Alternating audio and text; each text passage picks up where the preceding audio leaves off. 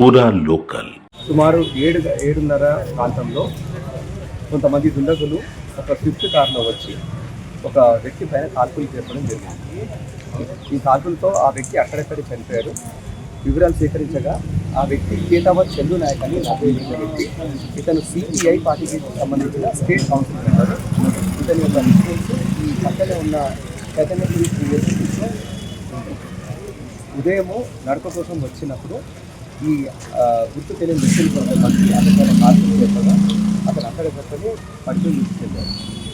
సంఘటన స్థలం చూసినప్పుడు అక్కడ మాకు 5 రౌండ్స్ దొరికాయి.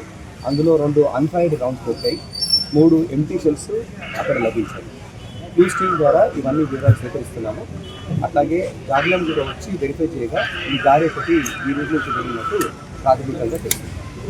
ఈ మృతుడి పైన ఒక మర్డర్ కేసు ఉంది. ఇది ఎల్బీనగర్ పోలీస్ స్టేషన్కి సంబంధించినట్టు ప్రాథమికంగా తెలుస్తుంది. ఇది 2022లో జరిగిన మర్డర్ కేసులో ఇతను నిందితుడిగా ఉన్నాడు. పాత కట్టల నేపథ్యంలో ఈ మర్డర్ జరిగిందని మేము భావిస్తున్నాము. ఈ నిందితులు ఎవరు ఎక్కడి నుంచి వచ్చారు, వారు ఉపయోగించిన రకం కానీ